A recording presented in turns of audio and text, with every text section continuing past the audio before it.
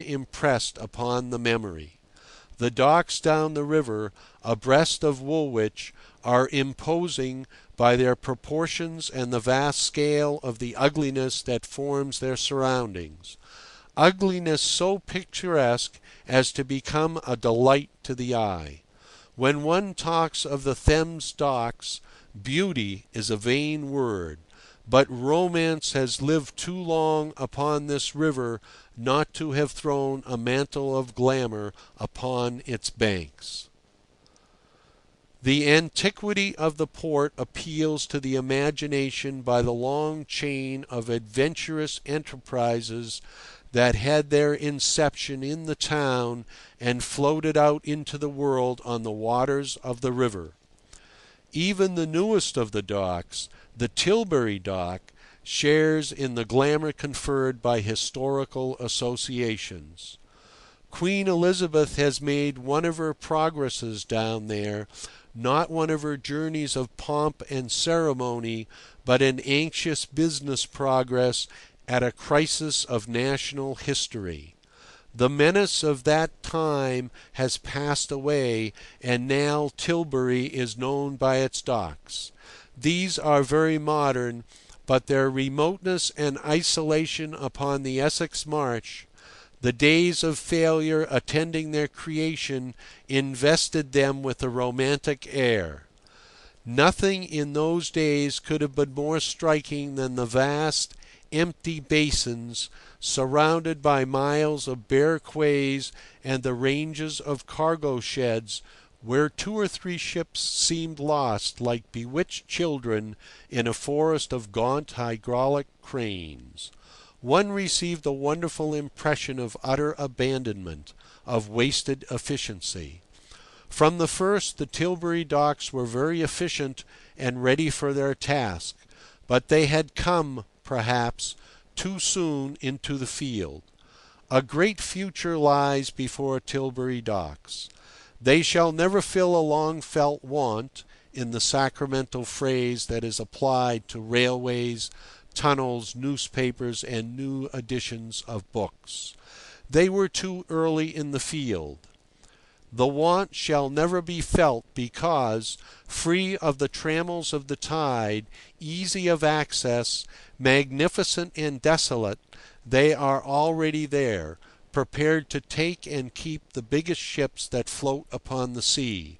They are worthy of the oldest river port in the world.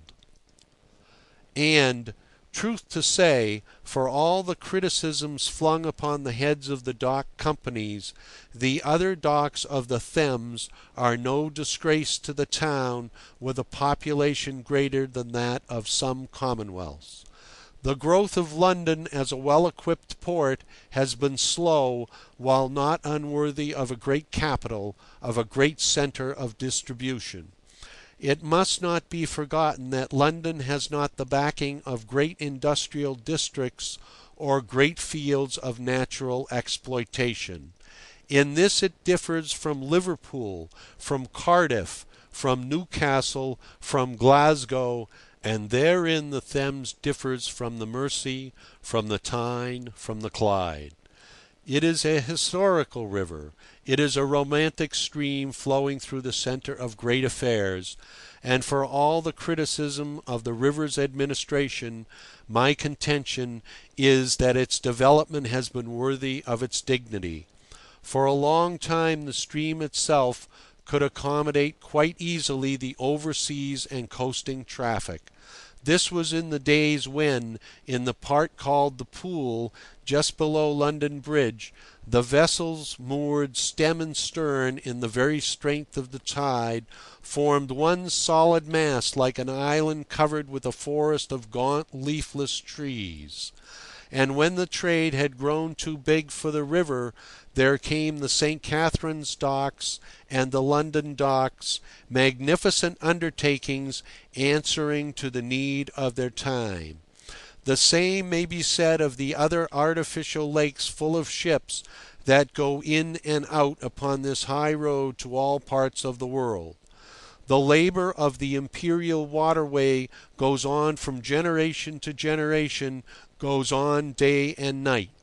Nothing ever arrests its sleepless industry but the coming of a heavy fog which clothes the teeming stream in a mantle of impenetrable stillness.